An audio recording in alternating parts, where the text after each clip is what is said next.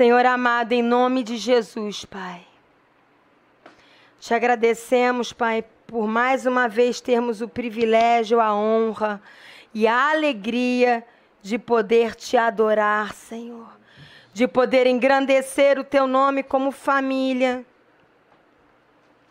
juntamente com o pastor José Arthur, com o Lucas, nosso filho, nossos pais, diáconos Ferrari e Dalva, nossos amados irmãos Beth e Wagner, e a todos que vão ouvir esta gravação através do YouTube, através de CDs, através do Facebook, através da comunidade Tesouros de Deus, através do blog, através do e-mail. Senhor, todos que vão ouvir esta palavra de alguma forma, que o Senhor esteja falando não só conosco aqui, mas com todos que vão ouvir, Senhor. Pai, em nome de Jesus nós clamamos que o Senhor esteja ministrando aos nossos corações, Pai. Que o Senhor esteja ministrando aos nossos corações. Nós queremos nos sentar, Senhor, aos teus pés. Nós queremos ouvir a tua voz, Senhor.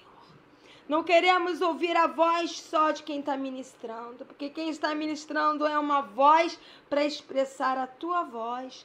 Que eu diminua, Senhor, que o Senhor cresça. Aleluia. Eu também quero me sentar aos teus pés e te ouvir, Senhor, amém, como igual a todos, Pai. Queremos ser ministrados por ti. Aleluia. Que o Senhor venha falar ao mais profundo dos nossos corações, Senhor. Aleluia. Em nome de Jesus Cristo. Amém, Senhor. Amém. Hoje nós vamos dar continuidade a uma palavra que foi ministrada há uns cultos atrás. Não me recordo bem se foi há 2, 3 ou 4 cultos atrás. Que ela acabou sendo dividida em 2 partes, porque ela ficou muito longa e não deu para ser ministrada num culto só. E agora nós vamos ministrar a continuidade desta palavra. Vamos abrir em Gálatas. Gálatas no Novo Testamento.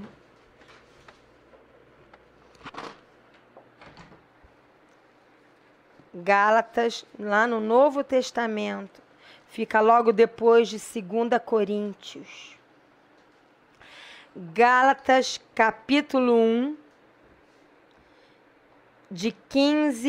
versículo 15 ao versículo 17. Gálatas, capítulo 1, do versículo 15 ao versículo 17, diz assim: Quando, porém, ao que me separou antes de eu nascer, e me chamou pela sua graça, aprouve revelar seu Filho em mim, para que eu pregasse entre os gentios, sem detença. Não consultei carne e sangue, nem subi a Jerusalém para os que já eram apóstolos antes de mim, mas parti para as regiões da Arábia e voltei outra vez para Damasco.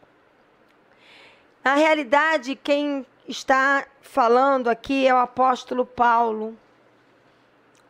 É uma carta que o apóstolo Paulo estava escrevendo à igreja da Galácia, por isso se chama Gálatas. E ele está dizendo, no versículo 15, que ele foi separado por Deus ainda no ventre materno, antes mesmo que ele nascesse. E que ele foi chamado pela graça de Deus. Para quem não sabe, graça é favor imerecido. É algo que Deus nos faz a nós, sem nós merecermos. Sem nós fazermos nada para isso. Algo que Ele nos dá pela sua graça.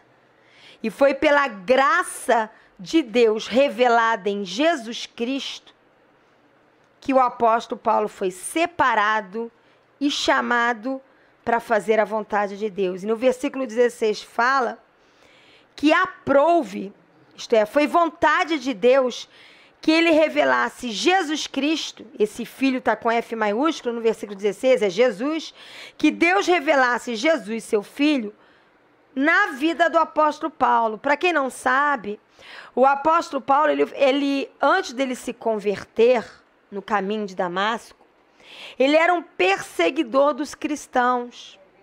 Ele era judeu, romano e judeu.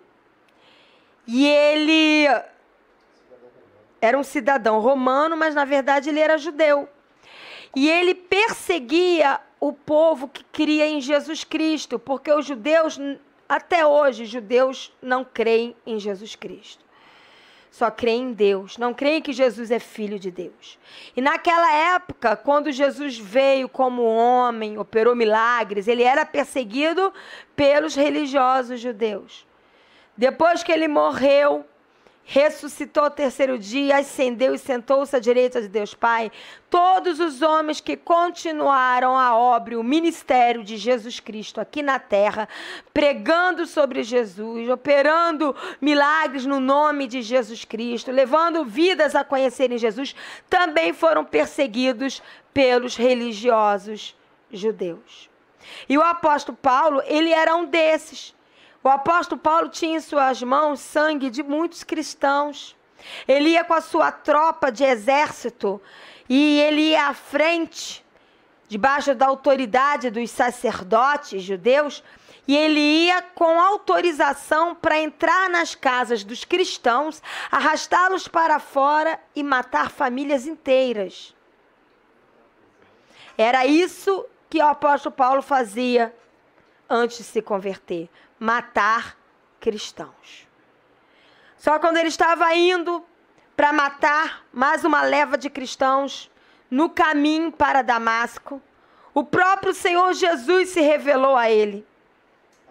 O próprio Senhor Jesus, apareceu uma luz imensa, você lê isso em Atos, apareceu uma luz imensa e o apóstolo Paulo caiu do cavalo e uma voz falou com ele: Paulo, por que me persegues? Porque Paulo perguntou: quem é o Senhor que apareceu diante dele? E ele perguntou: Paulo, por que me persegues? Eu sou aquele que você persegue. Porque se você persegue a igreja que eu amo, os cristãos que são meus filhos, os quais creem em mim, no que você persegue eles, você está perseguindo a mim. E naquele momento Jesus se revelou ao apóstolo Paulo e o apóstolo Paulo se converteu. O que é se converter? Muitas pessoas falam: ele se converteu. O que é se converter? É crer de todo o coração no que Jesus fez na cruz, que Ele é Senhor e Salvador e que Ele reina. E você vive então para a honra e glória dEle. Isso é se converter.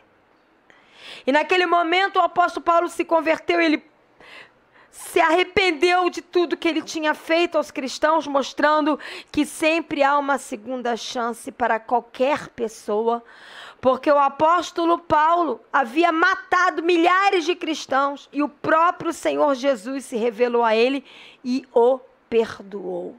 Ele havia tirado vidas, que é coisa grave como essa, ele tirou vidas, ele matou, e Jesus se revelou a ele e o perdoou. Por quê? Porque nós acabamos de ler aqui em Gálatas que o apóstolo Paulo havia sido escolhido desde o ventre materno para pregar o evangelho. E as cartas no Novo Testamento, praticamente todas foram escritas, inspiradas por Deus, através da vida do apóstolo Paulo, mesmo que matou vários cristãos. Então ninguém está perdido completamente. Ninguém. Basta reconhecer que Jesus é capaz de encontrar você no meio do caminho e mudar toda a sua história. Porque todo ser humano nasce, presta atenção, todo ser humano nasce debaixo de um sonho de Deus, que ele seja separado por Deus e viva para Deus. Por isso que Deus levanta homens e mulheres e a sua igreja para estar ministrando a palavra dele, porque a palavra de Deus nos diz que conhecereis a verdade que está na Bíblia e a verdade vos libertará. Então esse mesmo apóstolo Paulo, que era um assassino e foi transformado pelo Senhor Jesus, passou a pregar a palavra a qual ele antes perseguia. E porque ele reconheceu que quem tinha chamado ele não foi homem, quem tinha chamado ele para pregar o evangelho, para ensinar a palavra de Deus, não foi vontade humana, mas foi o próprio Senhor Jesus, que imediatamente ele começou a fazer a obra do Senhor. Naquele momento que ele teve aquele encontro em Damasco com Jesus Cristo, no caminho de Damasco, ele ficou cego. E ele foi levado pelos seus servos até a casa de um homem, na qual ele ficou acamado e cego. E aí Deus tocou um outro discípulo, um discípulo de Jesus Cristo, para ir até lá e orar por ele, e ele foi curado. E ali imediatamente ele se levantou e no dia seguinte ele já começou a pregar a palavra de Deus. Porque quando nós temos um encontro transformador com Jesus Cristo, o amor dele, o poder dele, a vida dele nos invade de tal forma que nós já não conseguimos viver mais para nós mesmos, senão para fazer a vontade dele. Ninguém acorda pela sua própria força e vontade e diz: hoje eu vou só fazer a vontade de Jesus. Na sua força você não vai conseguir. Você pode ter boa vontade, mas não tem em si mesmo capacidade. Quem capacita é o Senhor, e você só recebe essa capacitação, essa força, essa graça, essa sabedoria para estar dividindo vida de Deus, dividindo palavra de Deus, edificando vidas e fazendo a vontade dele, se você tiver uma vida aos pés do Senhor Jesus. Foi Deus quem nos separou para fazer a sua vontade. Assim como ele separou o apóstolo Paulo, ele quer separar cada um de nós para fazer a sua vontade. Presta atenção. Você não é escolhido e separado por Deus para fazer a sua própria vontade. Você é separado e escolhido por Deus para fazer a vontade de Deus. Porque só a vontade de Deus ela é boa, perfeita e agradável. Por isso que fala que nós precisamos estar renovando a nossa mente com a leitura, com o mergulhar na palavra de Deus. Porque só quando a nossa mente é renovada pelo poder da palavra de Deus, a vontade de Deus se torna então boa, perfeita e agradável até mesmo para a nossa alma. Um exemplo. Um exemplo bem, esse michuruquinha, mas do dia a dia. Você está dirigindo, está cansado, está atribulado, cheio de problemas, e alguém vem te dar uma fechada e xinga a sua esposa. A sua humanidade quer o quê? Eu também vou lá e vou dar uma fechada nele e vou dizer umas poucas e boas para ele, porque eu não levo desaforo para casa. Na sua própria capacidade, na sua própria força, se você estiver no auge, no ápice das suas emoções, coloca a mão na consciência. Quantas vezes você respondeu algo que você fala: "Ipa, não deveria ter falado isso"?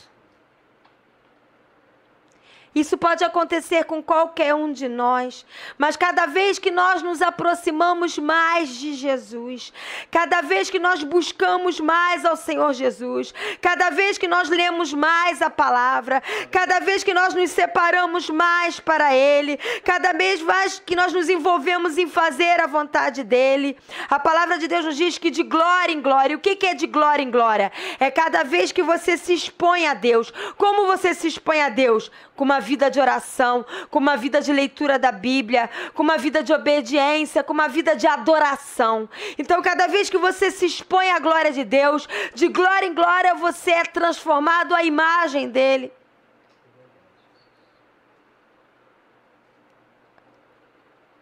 Eu já fui muito explosiva. Hoje eu já não me reconheço.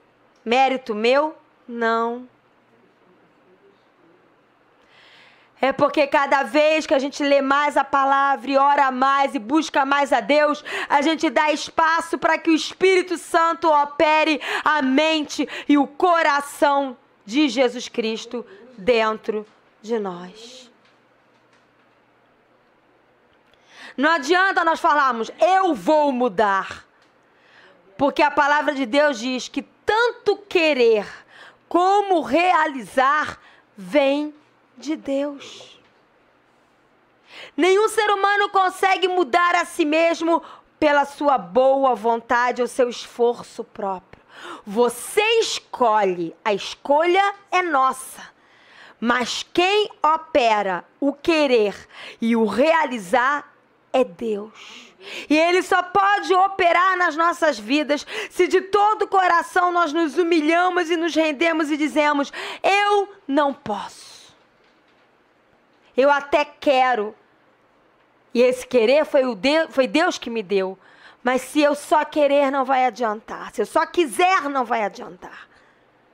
É preciso que o Senhor venha operar o realizar. Por isso a nossa total dependência dEle. Se nós respiramos é porque Ele deu o oxigênio. Se nós pensamos, foi Ele que criou o homem com cérebro. Se nós sentimos o gosto da comida, foi Ele que criou as papilas gustativas. Se nós podemos olhar a beleza das flores, foi Ele que nos deu os olhos. Muitas vezes nós só valorizamos essas pequenas coisas quando as perdemos. Mas quando nós reconhecemos o valor de poder a cada dia olhar o sol, as nuvens, as flores, os pássaros, a gente vai murmurar muito menos. Então nós fomos separados para Deus. E quando nós vivemos esse chamado de ser separado para Deus, para fazer a vontade dEle, a despeito do consentimento de homens ou da religiosidade.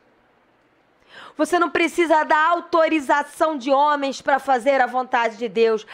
Eu vou perguntar à liderança da onde eu congrego se eu posso ir lá na casa da outra pessoa falar de Jesus para ela. Para com isso. A palavra de Deus, ide e fazei discípulos para Jesus Cristo. Está lá em Mateus. Ide. Não falou, vai lá, faz um gabinete com seu pastor e pergunta a ele se você pode ir na casa do fulano para falar de Jesus para ele. Você tem que prestar obediência a Jesus Cristo. Para fazer o que a palavra diz para nós fazermos, nós não temos que pedir consentimento a homens. Aí eu vou perguntar lá para o pastor se eu devo perdoar aquele que me xingou. Você não precisa perguntar isso para ninguém. A Bíblia diz perdoar 70 vezes 7 num dia só uma pessoa. Eu quero que você me diga quem consegue pecar contra o outro 490 vezes num dia só. O que o Senhor quis dizer? Que para perdoar não há limites. Para perdoar não há tamanho de pecado. Na Bíblia não fala, se alguém gritar com você, você perdoa. Se alguém bater no teu rosto, você perdoa mais ou menos. Se alguém roubar, vamos ver se você perdoa. E se alguém matar um ente querido seu, você odeia. Não. A palavra de Deus diz, amai aos vossos inimigos, orai pelos que vos perseguem, amai aqueles que vos fazem mal, abençoai a eles e não amaldiçoai. Você não tem que consultar a ninguém para fazer isso. Você tem que pedir a Deus força, graça e sabedoria para viver isso. E o apóstolo Paulo entendeu isso, porque quando ele entendeu que ele foi separado para pregar a palavra entre os gentios, que eram os não-judeus, considerado diante dos olhos dos homens não povo de Deus, mas que no coração de Deus, Deus os amava e queria alcançá-los. Ele não consultou ninguém. Aqui diz no versículo 16, eu fui fazer a vontade de Deus sem detença, nada me deteve, nem opinião de homem, nem eu mesmo. Você sabia que o nosso maior inimigo natural não são os outros, somos nós mesmos? Porque se você sente uma dorzinha, ai, tá doendo, aquela pessoa tá lá com câncer no hospital, esperando a minha visita, o meu carinho, mas eu tô com dor no meu dedinho que tá encravado e eu vou ficar aqui deitado e não vou não. Ela tá com câncer, né? Mas o meu dedo encravado é mais importante. Aí eu não vou aconselhar essa pessoa não, porque eu estou muito cansada, eu passei um dia muito atribulado, e essa pessoa está a ponto de se suicidar, mas ela que se vire, porque eu tenho que pensar em mim primeiro. É isso que a palavra ensina? Não. E o apóstolo Paulo entendeu isso. Ele entendeu, fui perdoado. Eu era um assassino e eu fui perdoado. Já não vivo mais para mim mesmo. Eu não tenho mais o direito de viver para mim mesmo, senão para fazer a vontade de Deus. E sem detença, sem nada me deter, diz no versículo 16, sem detença. Não consultei carne e sangue, não perguntei se eu podia, nem subi lá a Jerusalém, onde era a igreja principal, para perguntar aos apóstolos se eu podia. Não, eu fui, porque eu entendi que há muitas vidas precisando que eu fale de Jesus para elas. E eu não posso ser egoísta. Eu não estou incitando a rebeldia, como diz também o apóstolo Luiz Hermínio, que muitos dizem do ministério dele que é o ministério que incita a rebeldia. E eu creio que muitos devem pensar isso de mim, que eu sendo pastor, eu vivo avacalhando o pastor. Porque eu não consigo tolerar a tirania. Eu não consigo tolerar um querendo mandar na vida do outro. Nós tem limite. Pastorear é alimentar com a palavra de Deus. Pastorear é estar ali para chorar e rir junto. Pastorear é entregar o ombro amigo para que a pessoa possa chorar. Pastorear não é acusar, não é cobrar, não é amassar. É mostrar o erro em amor e mostrar como pode acertar através da palavra e através do poder de Deus. Mas tem muitos pastores amassando as suas ovelhas, cobrando as suas ovelhas, como sanguessugas. Eu não estou chamando nenhuma ovelha à rebeldia. Eu estou apenas alertando que nós precisamos estar submissos, sim. A palavra de Deus diz, sujeitai-vos às vossas autoridades, sujeitai-vos aos vossos guias, que dão as suas vidas para que vocês cresçam através da palavra. E quando fala de sujeitar, a melhor maneira de alguém se sujeitar a mim não é me bajulando dizendo, Patricinha, como você é linda, minha pastorinha querida. Eu odeio a bajulação, eu detesto a bajulação. E quem vier perto de mim para bajular, eu vou rejeitar. A melhor forma de você dizer com gratidão que me ama é você andar na verdade de Jesus Cristo. É você crescer em Jesus e viver para Ele. Se eu olhar para você e ver que você está vivendo para Jesus, isso é o que recreia o meu coração. Não são presentes nem palavras bonitinhas. A maior alegria de uma liderança deve ser ver aqueles que você investiu vida para levar para Jesus e para falar de Jesus, crescendo, andando com seus próprios pés em Jesus Cristo. A nossa maior submissão é a Jesus. Você pode, se você está numa igreja local e aquela liderança está ensinando a palavra de Deus corretamente, mostrando textos bíblicos, dando respaldo bíblico dentro de um contexto, não está pregando ensinos errados, não está pregando engano, então você deve se sujeitar a ele. Como? Se ele disser, hoje a igreja vai jejuar, a igreja inclui você, você se sujeita à direção que Deus trouxe à liderança. Isso é se sujeitar.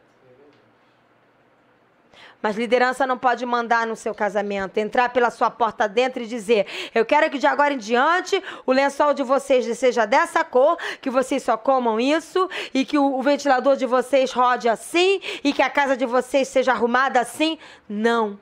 Nenhuma liderança e nem ninguém tem esse direito. Todos nós precisamos estar aprendendo a ser submissos a Jesus Cristo. Se você está numa igreja local e que a sua liderança esteja ensinando a palavra, está totalmente fora da Bíblia, está ensinando só por conveniência, está ensinando só para que o templo fique cheio, só para agradar a homens.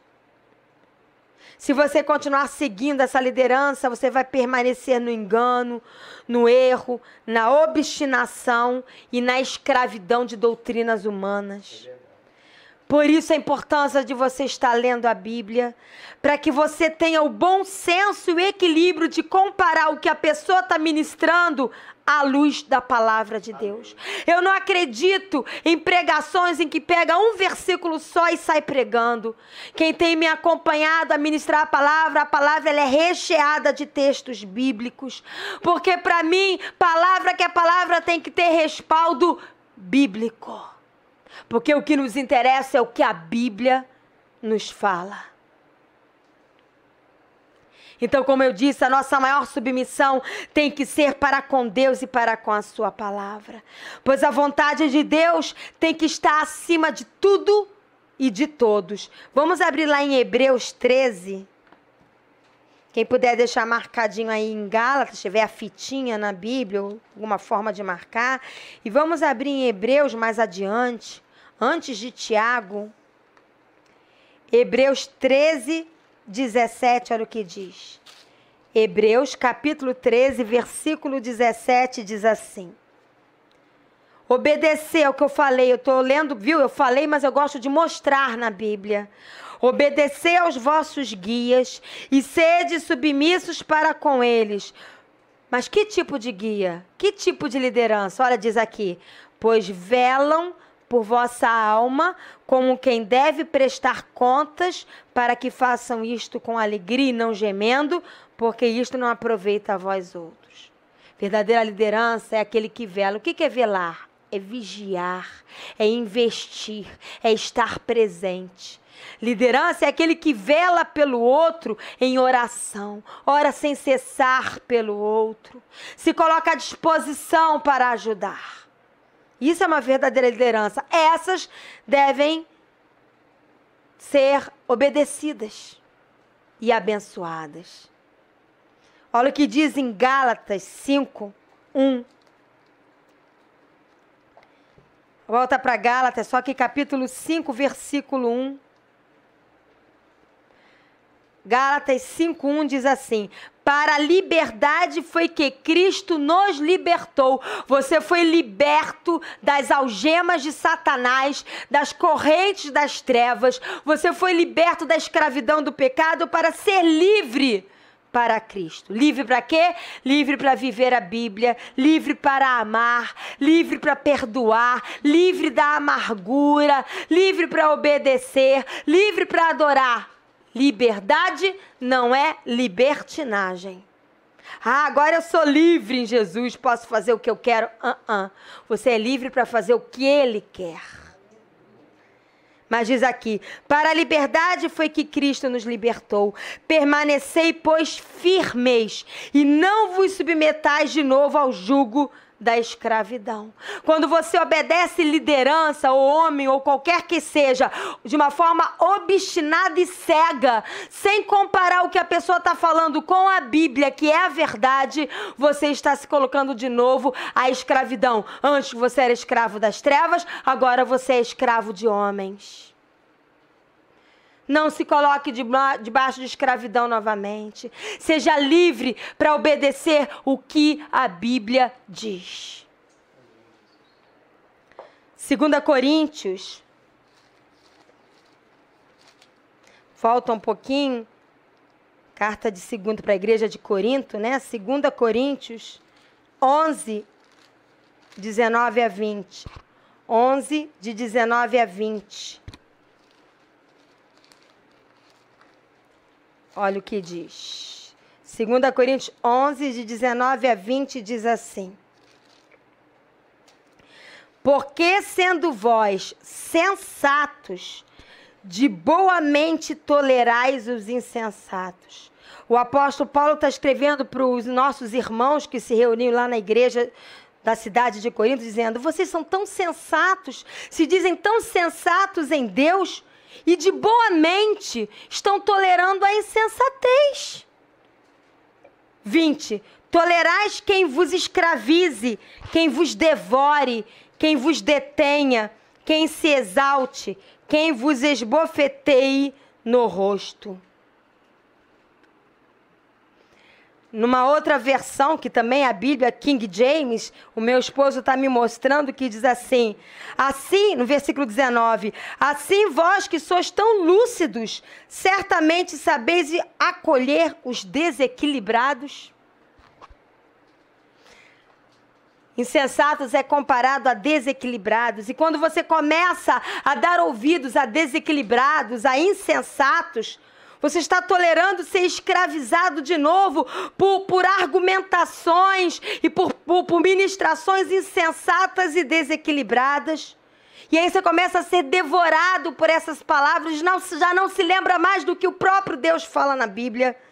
E aí você começa a ser detido por esses homens e manipulado por esses homens.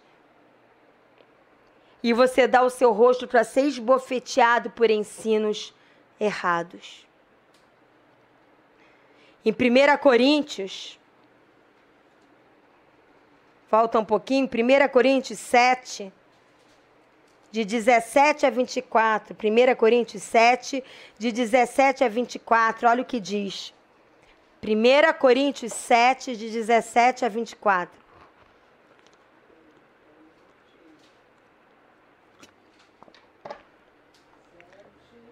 Sete, de 17 a 24, diz assim: ande, primeiro, ande. O Senhor não chamou ninguém para viver paralisado. Momentos em que você para ouvir a Deus e receber a direção dEle é uma coisa. Viver paralisado, vivendo só a sua vidinha e nunca fazendo nada que Deus manda fazer, é outra. E aqui fala, ande, cada um segundo o Senhor lhe tem distribuído, cada um conforme Deus o tem chamado. É assim que ordeno em todas as igrejas. Se alguém já alcançou uma fé maior em Deus, se alguém já tem mais experiência, mais leitura da Bíblia, vai andar de uma forma. Se alguém está começando agora, não podemos exigir que ande de igual forma. Porém, santidade é para todos. Ler a Bíblia é um chamado para todos. Orar é um chamado para todos. Amar o próximo como a ti mesmo é um chamado para todos. Amar a Deus acima de tudo e de todos é um chamado para todos, seja novo convertido ou não. E versículo 18, continuando. Foi alguém chamado estando circunciso? Vou explicar para quem está ouvindo isso pela primeira vez.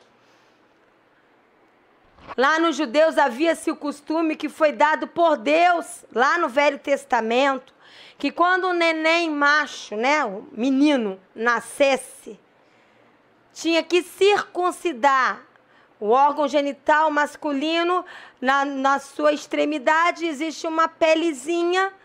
E circuncidar era para cortar essa pele, porque naquela época, por 2 motivos. Naquela época, eles não tinham acesso à higiene que nós temos hoje.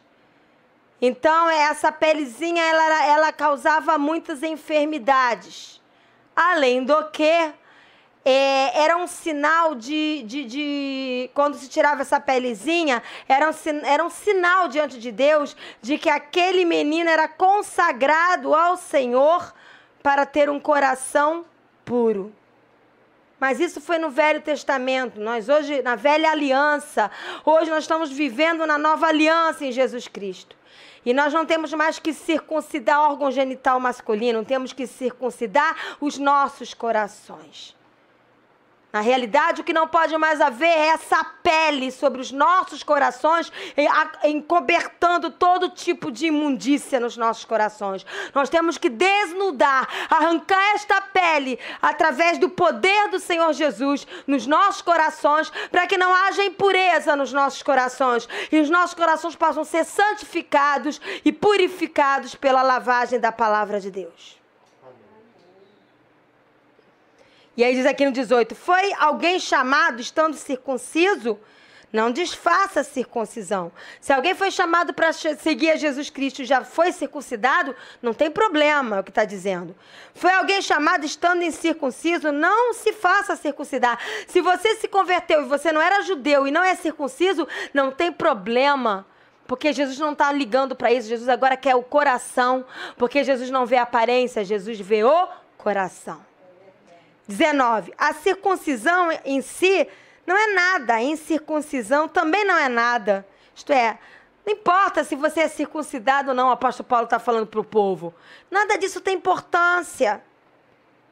Trazendo isso para os dias de hoje, não tem importância se você é pastor, se você não é, se você ocupa um cargo ou não na igreja, se você é rico ou pobre, se você mora num casebre ou numa mansão, se você tem estudo ou não, se você fez faculdade ou não, nada disso tem importância. O que importa é que o seu coração seja puro e reto diante de Deus. Porque fala aqui no versículo 19, no final dele, mas o que importa é guardar as ordenanças de Deus. Não importa se você tem mestrado, doutorado, não importa se você é catedrático naquilo que faz, não importa se você é o melhor naquilo que faz, isso não importa para Deus. O que importa é que você guarde e obedeça o que Ele manda você fazer. Versículo 20. Cada um permaneça na vocação em que foi chamado por Deus. Foste chamado sendo escravo, porque naquela época ainda havia escravos. Não te preocupes com isso, mas se ainda pode tornar-te livre, aproveita a oportunidade. Porque o que foi chamado no Senhor sendo escravo é liberto do Senhor. Ele estava pregando para aqueles que se convertiam, mas ainda eram escravos de homens. Porque a lei áurea ainda não tinha sido feita, né? Então naquela época havia escravo. Ainda havia escravo. Então, o que acontece? Os homens, haviam domésticos, servos, mas haviam também escravos. E o apóstolo está falando, se você se converteu e você é escravo, não se preocupa com isso, porque apesar da sua condição de ser escravo de homem ali no natural, você é liberto do Senhor. Porque a liberdade que Jesus traz dentro de você sobrepuja toda a escravidão no natural. E fala aqui, o que foi chamado sendo livre é escravo de Cristo. E você, que é senhor, que é patrão, que é livre, não pense que você é livre não, porque quando você se converte, você passa a ser escravo de Cristo. Eu sou escrava de Cristo com prazer. Porque Ele é o Senhor mais lindo, mais amoroso, mais fiel, mais amável, mais amigo. E que quer mais o meu bem que possa existir. Então eu obedeço sem detença. 23, versículo 23. Por preço fostes comprados, não vos torneis escravos de homens. Você foi comprado pelo preço do sangue derramado na cruz. Não é para você se tornar escravo de homem algum. Esposa, você não tem que ser escrava do seu marido. Marido, você não tem que ser escravo da sua esposa. Pais, vocês não têm que ser escravos dos seus filhos. Filhos, vocês não têm que ser escravos dos seus pais. Obedecer, honrar, amar e proteger não é escravizar. Irmãos, versículo 24. Irmãos, cada um permaneça diante de Deus naquilo em que foi chamado. Você foi chamado para ser um médico em Jesus Cristo. Seja um médico. Exerça a medicina debaixo da autoridade do Senhor Jesus. Use a medicina para curar as enfermidades físicas e use o amor de Deus fluindo na tua vida para alcançar essas vidas. Seja qual for a profissão que você exerça, se você é uma dona de casa, seja uma dona de casa servindo a sua casa como que é o Senhor. Quando você for lustrar um móvel, lustre esse móvel como esse móvel fosse do Senhor Jesus Cristo. Se você vai fazer uma comida, faça essa comida como se essa comida fosse ser servida ao Senhor Jesus Cristo. Em tudo que você fizer, faça como para Jesus. A vida tem outro gosto desta maneira, sabia? Você não tem mais espaço para murmurar. Eu estou tendo que cozinhar, que saco. Eu tenho que trabalhar, que droga. Não tem mais espaço para isso. Porque você começa a ver um colorido diferente em tudo. Ai, que bom que eu tenho que trabalhar. Que bom que eu posso trabalhar e eu vou poder encontrar novas vidas diante de mim, novas oportunidades para falar de Jesus. Que bom que eu vou interagir com vidas. Quem sabe Deus me usa para a vida delas. Que bom que eu não estou em casa numa cadeira de rodas. E você sabe, há irmãos nossos que estão na cadeira de rodas e estão fazendo muito mais a vontade de Deus do que muitos irmãos que têm as suas duas pernas para andar.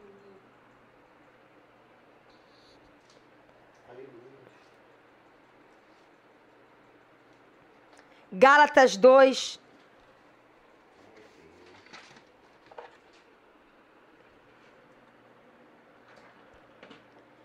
Gálatas 2, de 4 a 5, olha o que diz. Gálatas, capítulo 2, versículo 4 a 5, diz assim.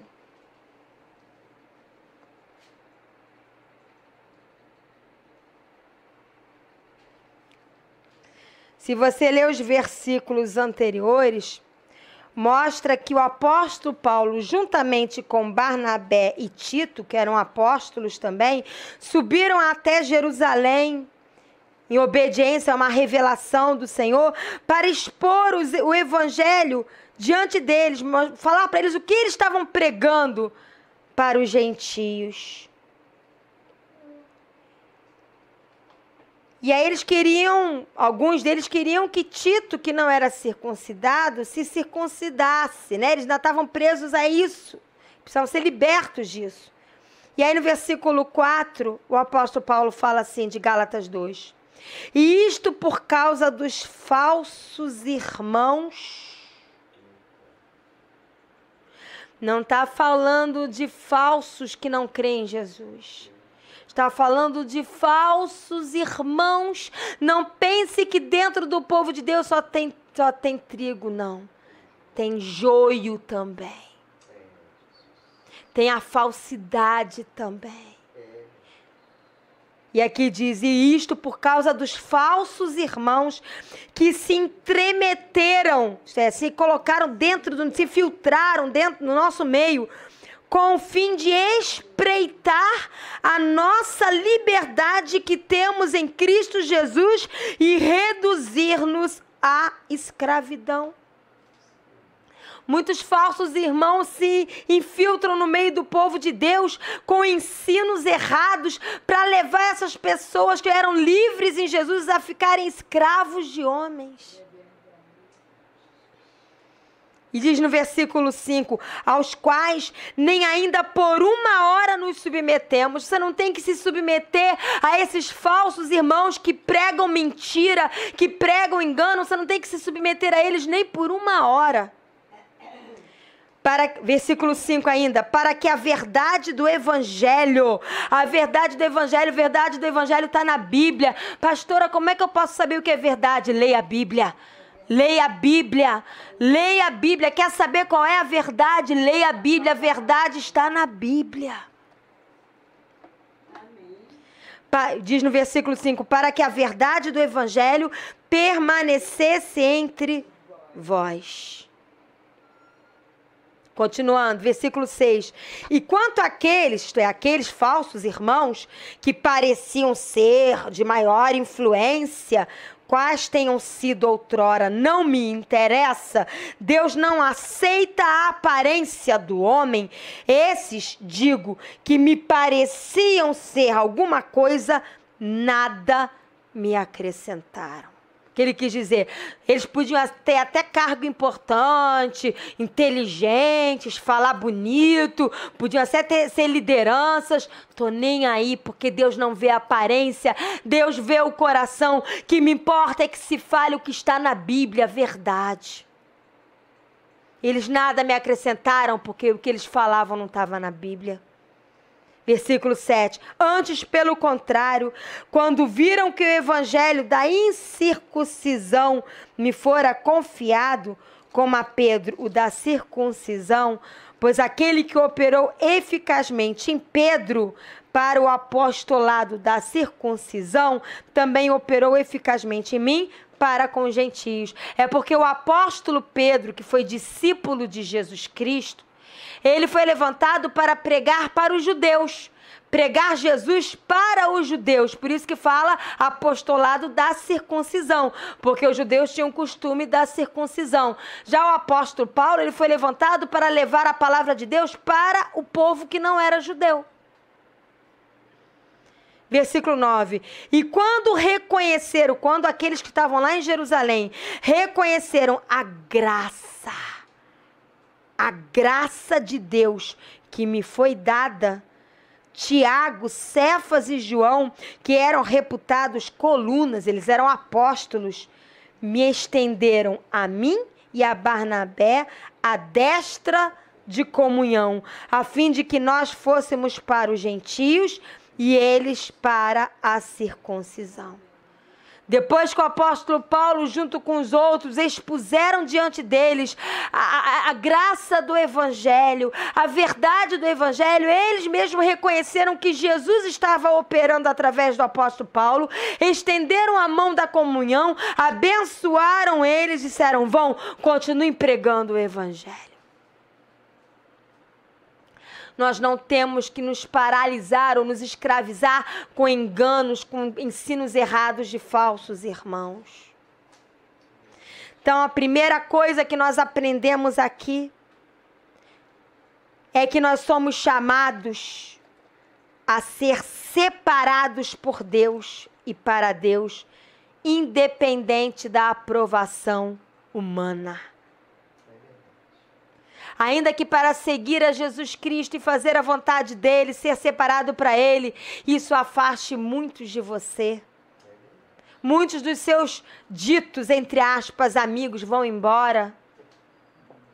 Você precisa escolher continuar fazendo a vontade de Deus, porque vale a pena. Vale a pena.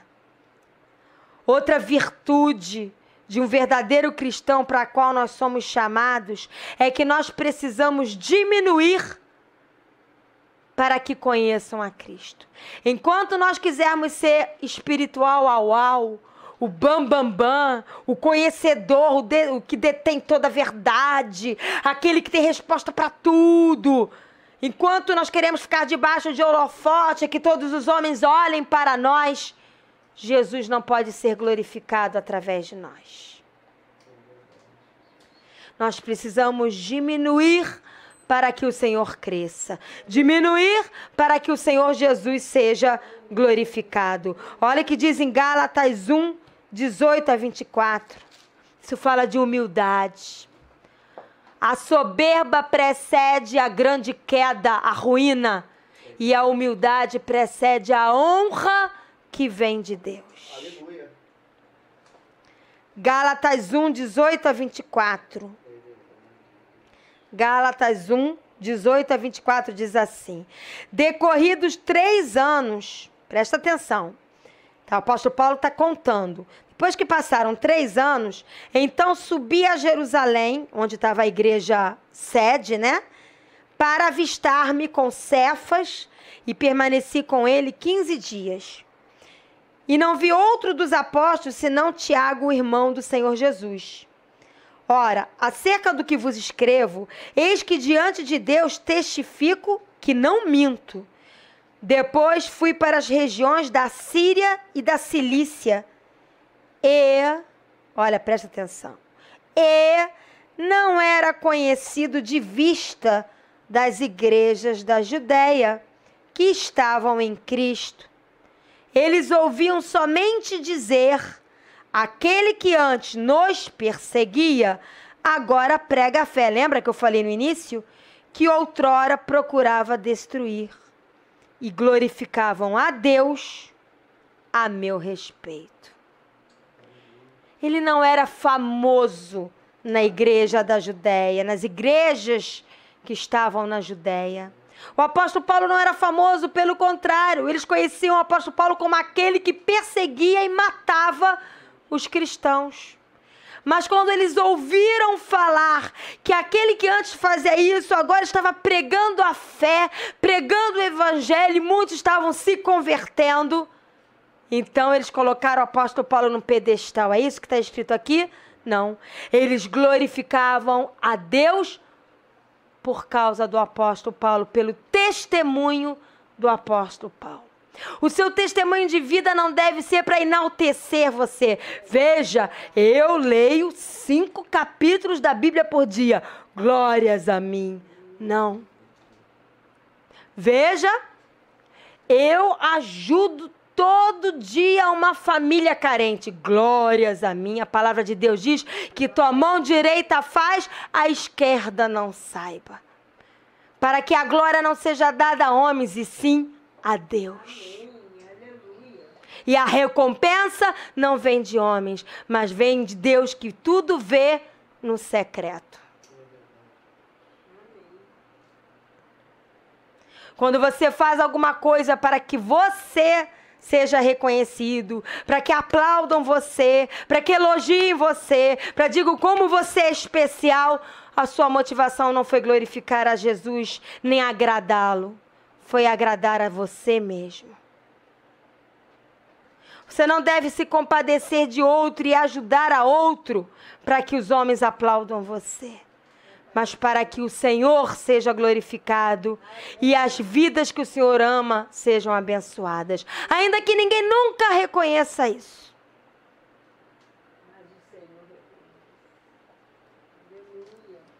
Paulo não se promoveu para outros apóstolos, não buscou a influência deles para seu crescimento ministerial, pois o que importava para o apóstolo Paulo era fazer a vontade de Deus, levar a verdade de Deus, pregar a fé em Cristo Jesus e glorificar a Deus. Essa deve ser a nossa motivação. Quando nos submetemos à vontade de Deus, independente da aprovação humana, do apoio e da influência de homens, o próprio Deus, no seu tempo e na sua maneira, vai confirmar o chamado nosso nele, diante dos homens e das autoridades. É Deus que vai te honrar. Você não tem que ficar correndo atrás de honra. É Deus que vai te honrar. Não podemos recuar, nem nos dobrar aos caprichos humanos em detrimento da vontade de Deus e do chamado de Deus para a sua vida. Se Deus te chamou para alguma coisa, se você crê que Deus tem uma vontade na tua vida e que a vontade é de Deus, se alguém chegar para você, deixa isso para lá, vem cá porque eu tenho algo melhor para você, não caia nisso. Não abra mão da vontade de Deus por causa de caprichos humanos. Eu volto a dizer, Eu falo isso porque é bom para, como exemplificar. Em nome de Jesus isso não vai acontecer. Mas se acontecesse de meu marido se desviar e sentar aqui no sofá e falar para mim, você vai ter que escolher. Ou você continua seguindo a Jesus, lendo a Bíblia e vivendo essa vida de obediência, ou então você vai ficar comigo. Escolhe. Bau. Já escolhi há muito tempo. Jesus ocupa o primeiro lugar no meu coração. E eu não vou deixar de amar Jesus, nem servir ao Senhor Jesus por causa de homem algum. Nem que para isso eu tenha que perder o meu casamento. Porque meu casamento, meus filhos, ninguém pode estar acima de Jesus. É Deus, família e igreja. Participar de eventos, de chás, de reuniões na igreja não pode estar acima da minha família. Dar atenção à minha família tem que estar acima disso. Mas obedecer à voz de Deus tem que estar acima de tudo e de todos. Outro chamado, outra virtude na vida de um cristão é obedecer a Deus em tudo que nos dispomos a fazer. Gálatas 2, de 1 a 2. Gálatas 2, de 1 a 2.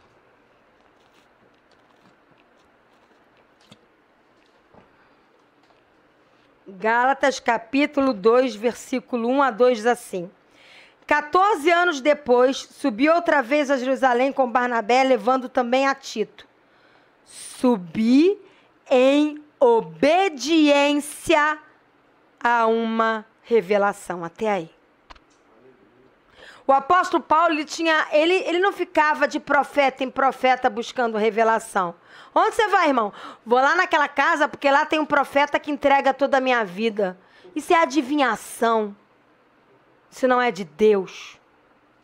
Existem ministérios proféticos de profeta que se manifestam no meio do povo de Deus quando Deus traz.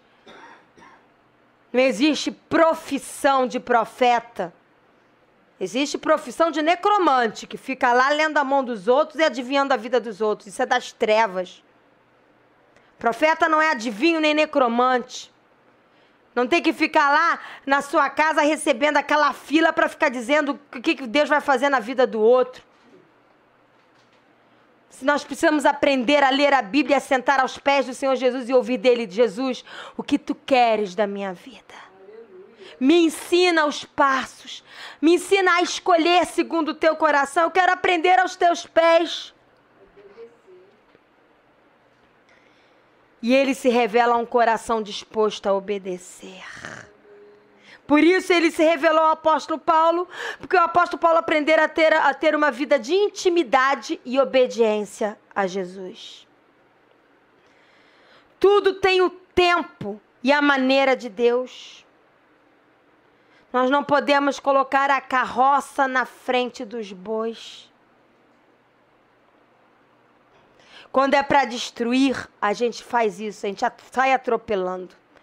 Mas para edificar ou reedificar, tem que ser no tempo e na maneira de Deus, para que seja algo sólido. Por isso precisamos estar sensíveis à voz do Senhor e obedientes a Ele, para que possamos viver no tempo e na maneira de Deus, e o propósito perfeito de Deus se cumpra.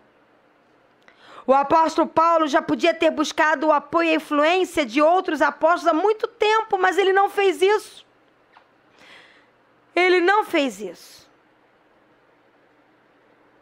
Ele só foi prestar contas ao que ele estava fazendo no tempo e na maneira de Deus. Abre lá em Atos 5. Atos 5, 29. Volta um pouquinho para trás. Eu já estou terminando. Atos capítulo 5, versículo 29. Olha o que diz. Atos capítulo 5, versículo 29. Aprenda isso. Então Pedro e os demais apóstolos afirmaram. Eles estavam sendo arguidos, questionados pela religiosidade. pelos fariseus religiosos daquela época. E aí Pedro e os demais apóstolos afirmaram de todo o coração o seguinte: antes importa obedecer a Deus do que aos homens. Escreve isso numa cartolina em negrito. Coloque num lugar onde você possa ver todos os dias. Antes importa obedecer a Deus do que aos homens. Pastor, o que é importante na minha vida? Obedecer a Deus acima de todo ser humano. 1 Pedro, lá no final da Bíblia, 1 Pedro 1:22. 1 Pedro 1:22 diz assim, falando também sobre obediência.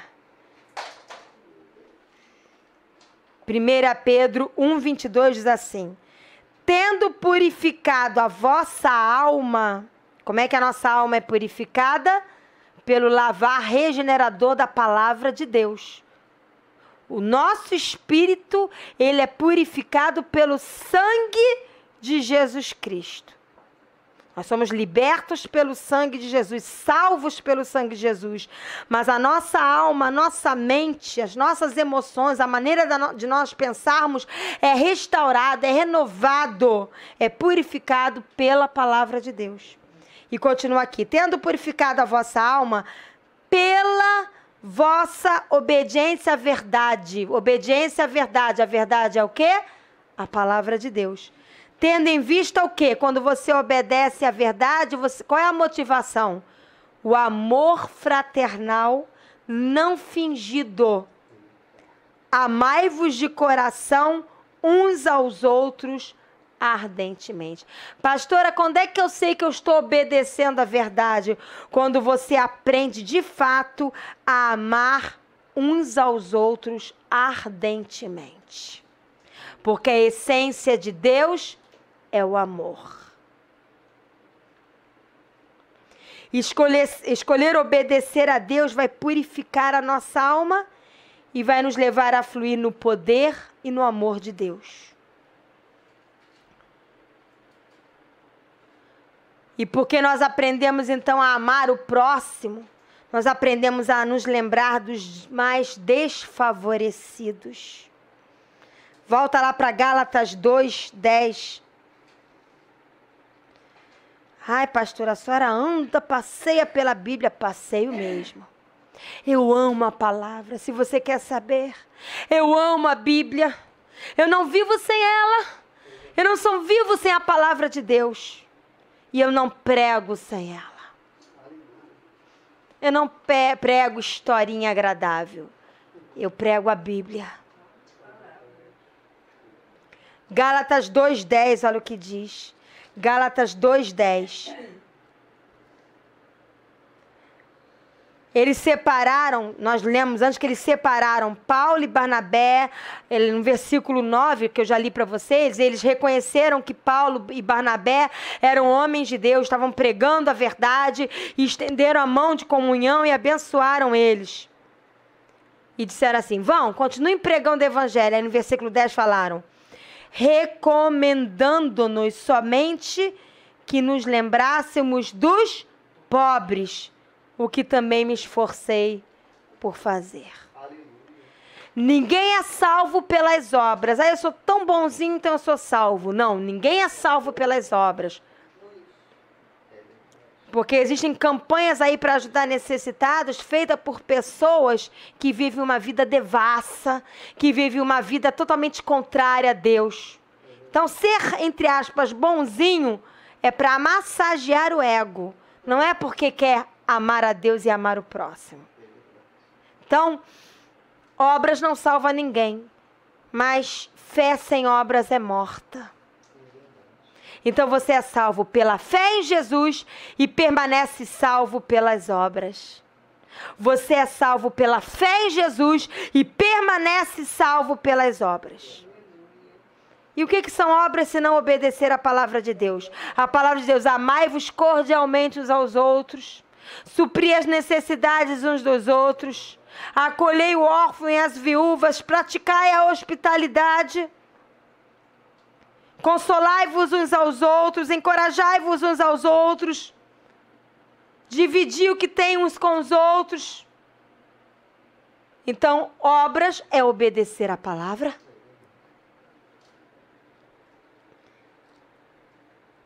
Isaías 1,17, agora lá no Velho Testamento, Isaías 1,17. Pode deixar que eu estou olhando o relógio. Isaías 1,17.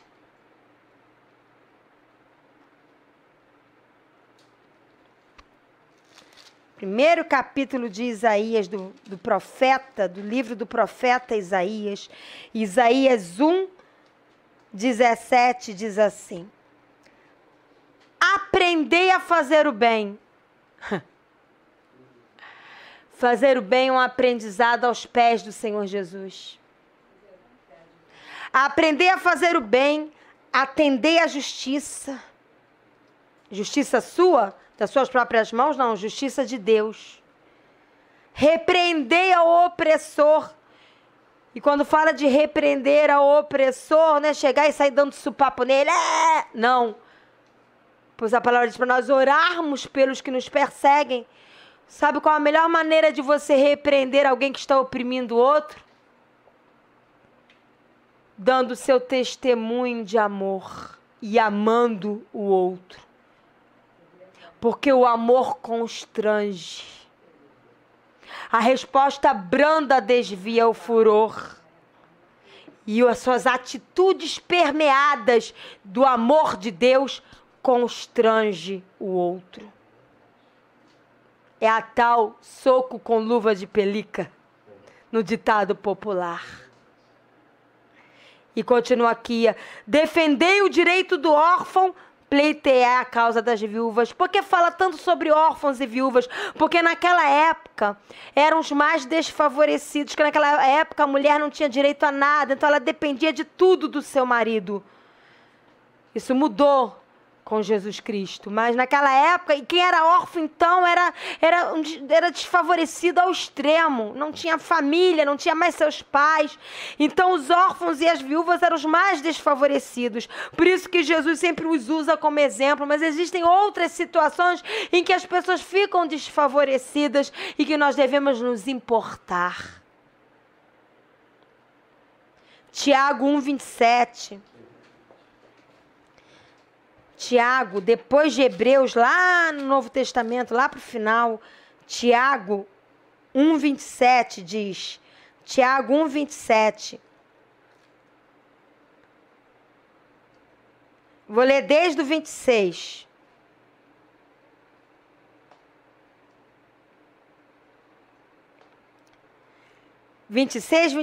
Tiago 1, 26, 27. Se alguém supõe ser religioso, deixando de refrear a língua, isto é, falando demais, falando da vida dos outros, xingando os outros, magoando os outros, antes enganando o próprio coração, a sua religião é vã.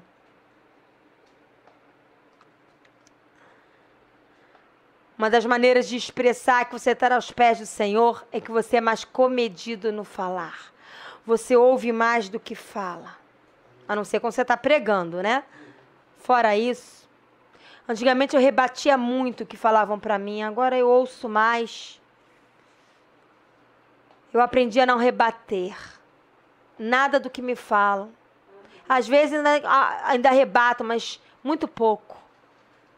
Porque eu aprendi que a sabedoria está em não rebater.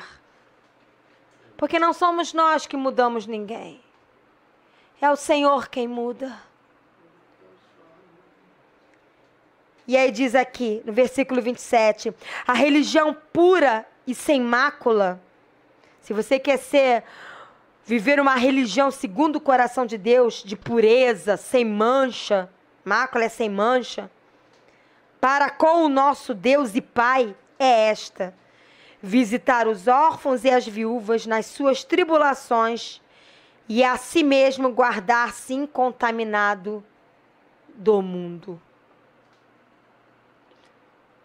Você não pode dizer que tem uma religião que tem fé em Deus se você não pratica o amor e não se mantém em santidade. Porque sem santidade ninguém verá a Deus. E sem amor ninguém pode dizer que tem Deus. Porque se você não ama aqueles que você vê, como diz amar a Deus que você não vê? E por último, o último item de hoje, que fala do chamado a termos virtudes de um verdadeiro cristão, é repreender a religiosidade dissimulada. Ter a religião segundo o coração de Deus é uma coisa. Ter uma religiosidade dissimulada e obstinada é outra. Gálatas 2, de 11 a 14.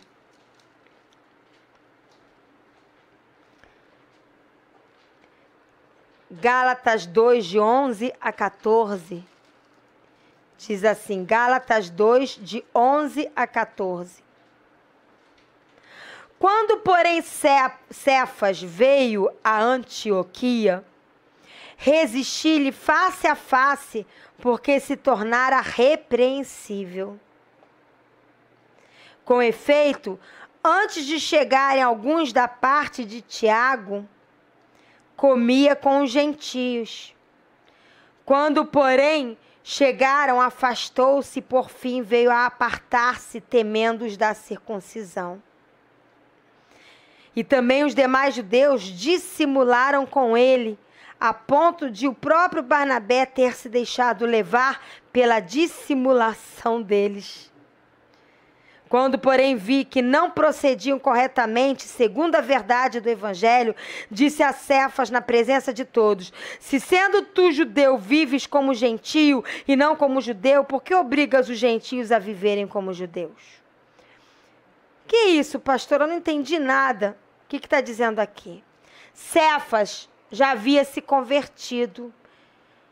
Ele era judeu, havia se convertido e era um apóstolo do Senhor Jesus. E ele veio até a cidade de Antioquia. E lá também chegou o apóstolo Paulo, junto com Barnabé, que também era apóstolo. E ao chegarem lá, via que alguns da parte de Tiago estavam sentados, isto é, alguns apóstolos de Jesus Cristo estavam sentados, que eram judeus, mas haviam se convertido, estavam sentados comendo com os gentios, que eram não judeus. E naquela época, judeus não podiam comer com aqueles que não eram judeus. Até hoje é assim.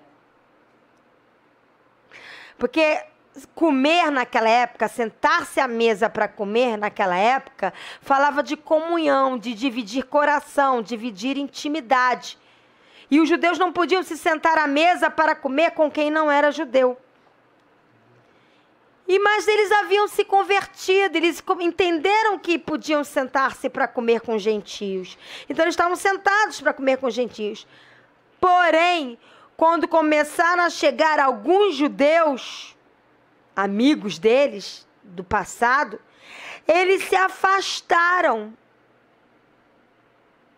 ao ponto de se apartar, se distanciar dos quais eles estavam comendo, temendo que esses judeus perseguissem a eles. E aí os outros judeus que chegaram ali começaram a, dissimuladamente, a ensinar que não se deviam comer com gentios. E até Barnabé, que já tinha sido ensinado tanto pelo apóstolo Paulo, começou a ficar confuso e começou a se deixar levar por esse ensino errado. E aí o apóstolo Paulo viu que eles estavam agindo errado. Vem cá, vocês aprenderam de Jesus que nós devemos amar a todos e comer com todos. E aí só porque chegaram alguns que eram judeus, que ainda não haviam se convertido, com medinho deles, vocês negaram o que vocês estavam fazendo? É sim, sim, não, não. Ou vocês creem e vivem a palavra de Deus, ou não creem e não vivem. Vocês estão errados. Vocês não podem ser diante de Deus uma coisa e diante dos homens outras. O que vocês são diante de Deus, vocês têm que ser diante dos homens. Se vocês professam diante de Deus, crê na palavra de Deus, vocês não podem se envergonhar de viver a palavra de Deus diante de ninguém. Mesmo que seja um amigo de infância, se um amigo de infância chegar pra você, e aí, me disseram que agora você é crente, e aí, hein, cara? Pô, deixa disso. E você falar, não, eu vou de vez em quando ao culto, ler a Bíblia, mas eu continuo também. Ah, então vamos sentar ali no barzinho, vamos lá tomar umas e outras com a gente e falar da vida dos outros. É, né, tá bom, então vamos, porque aí você pensa no seu interior, se eu não for, eles vão ficar rindo de mim, então eu vou lá. É isso que eles fizeram aqui. Ou você é cristão ou não é. Não existe meio cristão. Eu vou falar de novo uma história que eu ouvi, e já estou terminando. Uma história que eu ouvi de uma sobrinha de uma conhecida minha que veio me visitar e estava sentada aqui no sofá. E ela me chama de tia. Eu ouvi numa pregação a seguinte história, uma história fictícia, porém que simbolizava, né? Feito uma parábola. Estava um homem em cima do muro. De um lado estavam os demônios, espíritos malignos, e do outro lado estavam os anjos do Senhor Jesus Cristo. E os anjos olhavam para o homem e falavam, vem para cá, para o nosso lado. E os demônios parados, os espíritos malignos parados, em silêncio, caladinhos. Aí a pessoa que ouviu essa história perguntou, ué, se o homem estava em cima do muro, por que só os anjos chamavam ele, os demônios não chamavam? Porque se ele estava em cima do muro, ele não estava do lado de ninguém, então os dois tinham que chamar. E aí Deus falou ao coração dessa pessoa, porque aquele que está em cima do muro já está no território das trevas. Porque para Deus não existe em cima do muro. Então os demônios não precisam se esforçar. Você já é dele. Porque para Deus é sim, sim, não, não. Não existe mais ou menos. Deus não aceita 99,9% da sua vida. Ou é 100% ou é nada. Amém? Eu quero encerrar aqui. Que a palavra do Senhor tenha alcançado a tua vida. Tenha edificado o seu coração. Que você possa ouvir de novo essas palavras. Eu quero deixar um contato para você que queira entrar em contato conosco. Existe o contato por e-mail. O e-mail é Jardim de Deus Pati. Tudo caixa baixa, tudo em letra minúscula, tudo juntinho. Jardim de Deus Pati, com Y no final. Esse Pati é com Y no final. Novamente, Jardim de Deus Pati. @gmail.com. Esse Pati é com Y. De novo, o contato por e-mail é Jardim de Deus Pati, com Y, tudo junto, letra minúscula, @gmail.com. Se você quiser me encontrar no Facebook, eu sou Jardim Regado. Meu nome é Pastora Patrícia Moura. Se você quiser contato conosco pelo Skype para participar de culto ou conversar conosco, o endereço do Skype é José Arthur e Patrícia Moura. Tudo letra minúscula. José Arthur e Patrícia Moura. E o e-mail do Skype, é MR Moura. Isto é Mr. Moura, tudo minúsculo. MR Moura 65 ou 65 @gmail.com. Repetindo, o e-mail do Skype é Mr. Moura, MR Moura, tudo minúsculo, 65 @gmail.com. Nós fazemos cultos pelo Skype, terças-feiras, todas as terças-feiras, às 19h30. Todos os domingos, às 18 horas, nós temos estudo da palavra e às 19 horas, culto. É só solicitar pelo Skype que nós adicionamos vocês. Com prazer. Nós não estamos escondidos, não temos nada a esconder e não temos medo de nada. Nós queremos abençoar a vida de vocês. Amém? Deus te abençoe.